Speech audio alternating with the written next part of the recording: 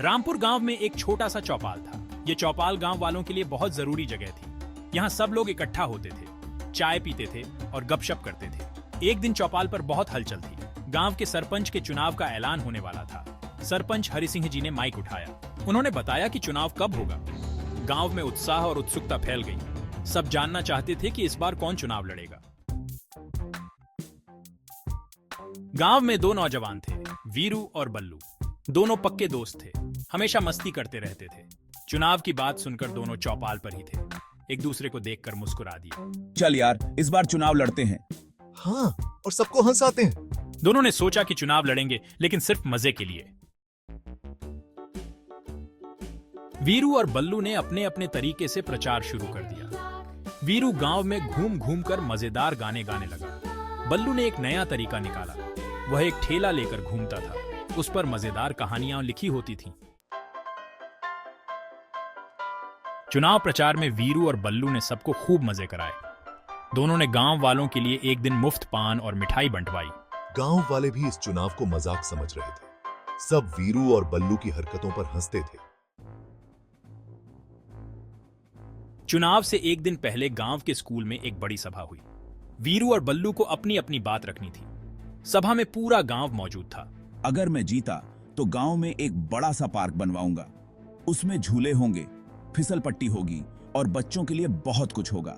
वीरू ने अपनी बात शुरू की। उसने कहा, चुनाव का दिन आ गया। सुबह से ही गांव में अलग ही रौनक थी। लोग नए कपड़े पहनकर वोट डालने पहुंचे। वीरू और बल्लू भी अपने अपने दोस्तों के साथ वोटिंग बूथ पर पहुंच गए। आज का दिन बहुत खास है। देखते हैं गांव वाले किसे चुनते हैं। वोटिंग शुरू हो गई। लोग बारी बारी से अपनी वोट डालते रहे। वीरू और बल्लू भी वोट डालकर चौपाल पर आ गए।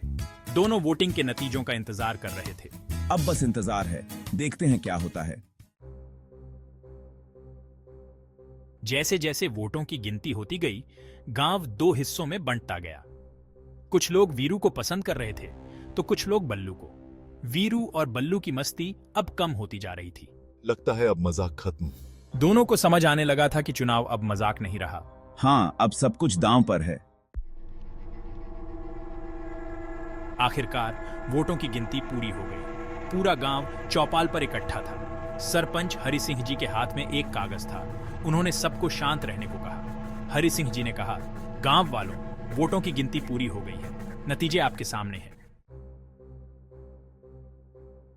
हरि सिंह जी ने कागज पर लिखे नतीजे पढ़े। वीरू को मिले थे, बल्लू को मिले थे और एक वोट गलत निकला। गांव में सन्नाटा छा गया। सब एक दूसरे को देखने लगे। एक वोट गलत होने की वजह से न वीरू जीता न बल्लू। अचानक गांव के सबसे बुजुर्ग व्यक्ति बंसीलाल जी हंस पड़े। अरे, ये तो मेरा वोट होगा। मैं तो भूल ही गया था कि मुझे चश्मा लगाकर वोट डालना था। बंसीलाल जी की बात सुनकर पूरा गांव हंस पड़ा। वीरू और बल्लू भी हंसने लगे। उन्होंने एक दूसरे को गले लगा लिया। चुनाव तो बराबर हो गया, लेकिन दोस्ती बरकरार रही। रामपुर गांव में फिर से हंसी खुशी का माहौल बन गया।